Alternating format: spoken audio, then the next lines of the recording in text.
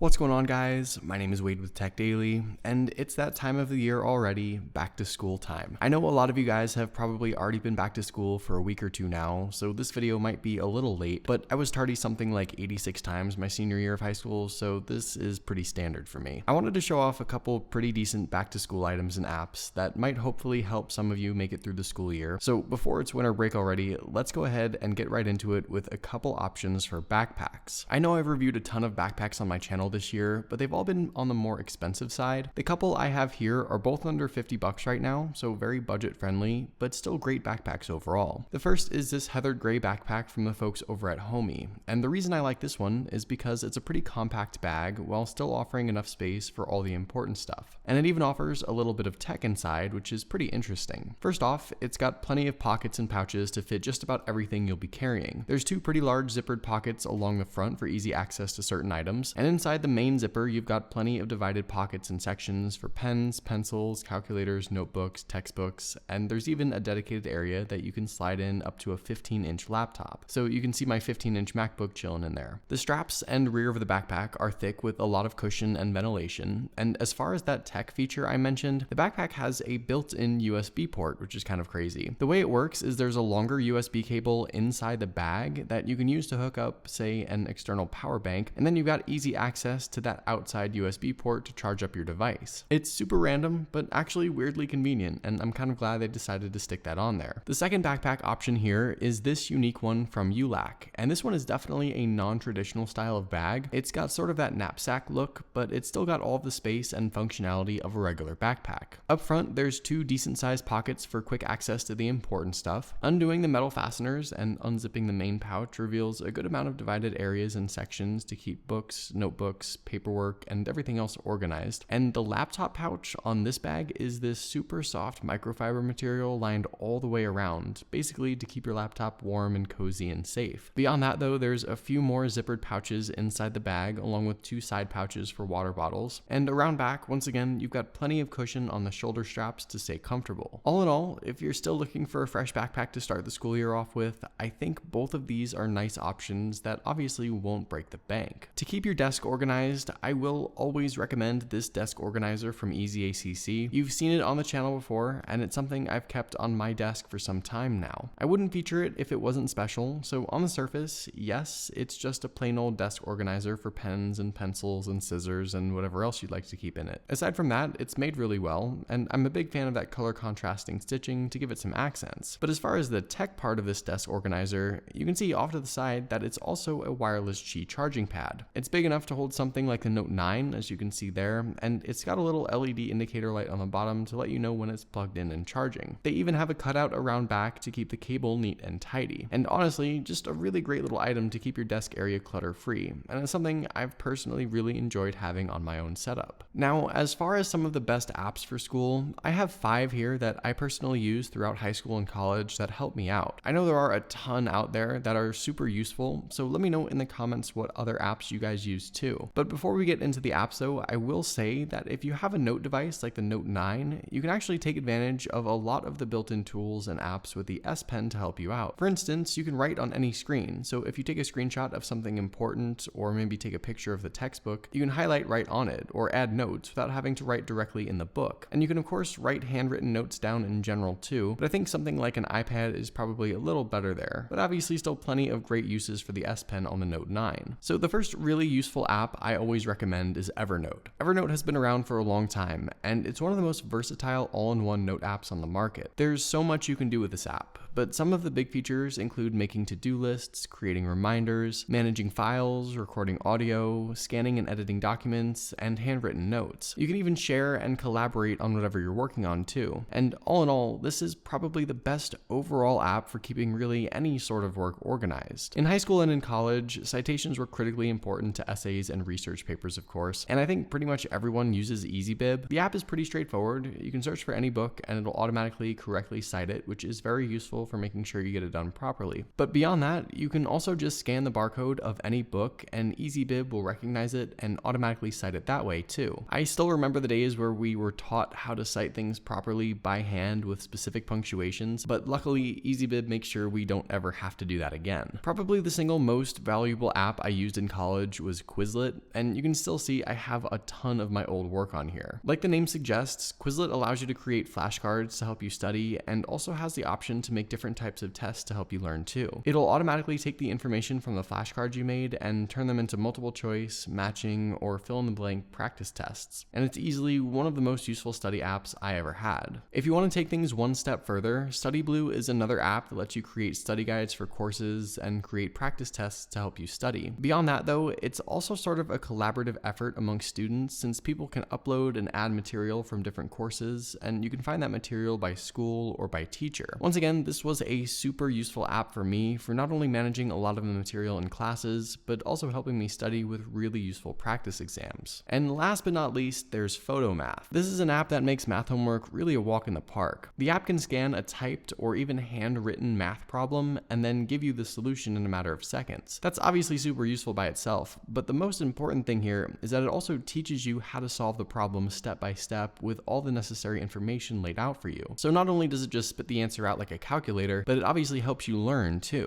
And it isn't just for basic equations. PhotoMath can handle complex math, so there's a ton of potential here if you need a little assistance in really any level. So there you go. Hopefully you guys found some of those back to school items and apps helpful. Let me know what you thought of it all in the comments down below. Also, be sure to follow Tech Daily on Twitter and subscribe to the Tech Daily YouTube channel if you haven't already, and I'll see you guys later.